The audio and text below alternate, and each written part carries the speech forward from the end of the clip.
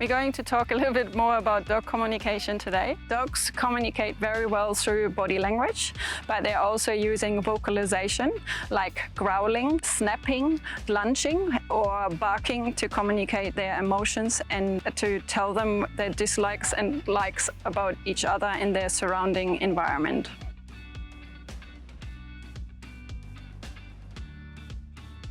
The dog communicates through body language. They have over 30 calming signals, which will be used for a dog in situations where they are maybe unsure, they are happy, they're communicating with each other whilst they're approaching each other and learning about the environment. So for instance, we can see a head turn, lip licking, yawning, laying down, sitting down, lifting up a paw, to just name a few.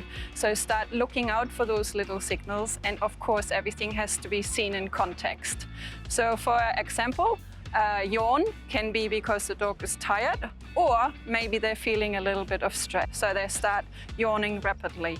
Another great signal is, for instance, the shake off as well. So the dog doesn't shake itself off when they are dry because just for no reason. They're shaking themselves off because they might have gone through a little bit of stress. So it's a very fascinating little language. We should go and start watching more to learn more about our beloved dogs. So if, for instance, if you go and touch your dog, first of all, figure out where your dog likes to be touched. Slow down with your touch. Lots of people do this, good boy, doesn't feel really nice, or they are going too fast with their hands, and that actually makes the dog hot, and then they might go and turn away. They might start lip licking, they might do the head turn, they might yawn. So there's no need for us to go and run away from that dog, but seeing those little signals and slowing down with what we do. Have you ever tried to take a photo of your dog and they always turned their head and then you saw the little tongue in that photo? So that most likely is a sign that your camera was too close to them and they feel a little bit uncomfortable and asked you for some space.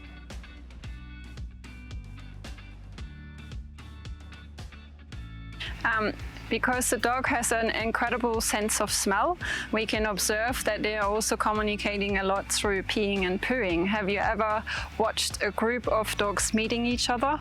One dog starts peeing, they go over, smell it, and then leave another message. It's a very fascinating world of communication, which we humans have no understanding of, but we can certainly observe it. Pooing also gives us a lot of information, as well as the dogs. So you should observe your dog's peeing and pooing schedules, and maybe also have a really good look into how the poo looks like, because you might see if your dog is unwell or maybe deals with some parasites or anything alike. So if you would like to learn more about your dogs communicating with each other and us, you should also learn more about the dog's senses. So did you know that the dog doesn't see the whole rainbows? Most likely, science tells us now they will only see blue and yellows, but can't distinguish red and green. So they're seeing the world not as colorful as us. They're also much better in detecting movement than us, and they can see better at nighttime. So they are also very good in hearing higher and lower frequencies to us.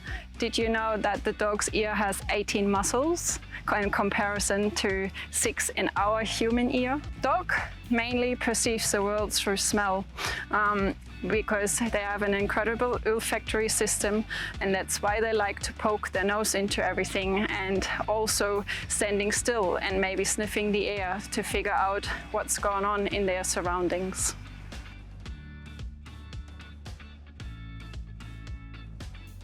So besides of a silent way of communicating with each other through body language, our dogs have also distance increasing signals like a growl or maybe a lunge forward, air snapping, before they actually go into the bite. So the more you learn about the different stages of a language, from a really nice, calm way of communicating with each other, and then to try to go and put a little bit of space or making a point of I don't want to meet you by growling or maybe moving slightly forward, the better you can help your dog. So if a dog growls at another dog, there should be no reason for us to tell them off for it. We should just go and thank them for that and move on.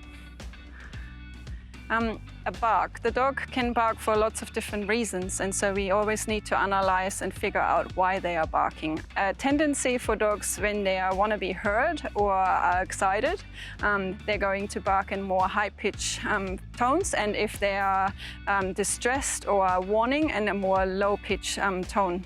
So it's very important to look out for how many barks the dogs do, what's the rhythm of the bark, and what's the tone of the bark to figure out in what mental stage they might be in.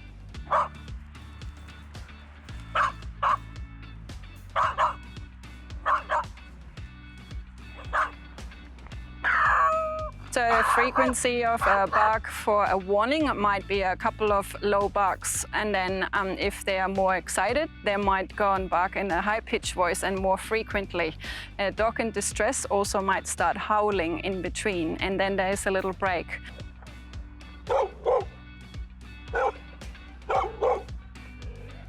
Which most likely the dog will use to listen out if anyone has heard them. So again, their vocalization is also combined with their body movements and signals, so it needs to be always watched and observed in the context.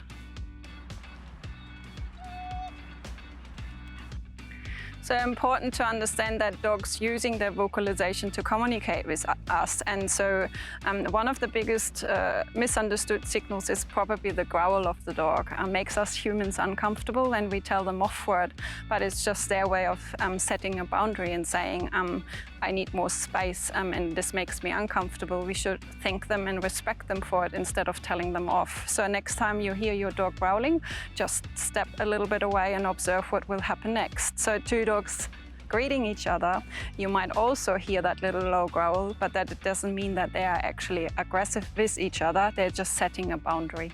By slowing down and observing them, listen to them. That means you need to learn about their dog body language, their vocalization, and they also communicate a lot through chemical communication by peeing and pooing. Stop, watch, listen.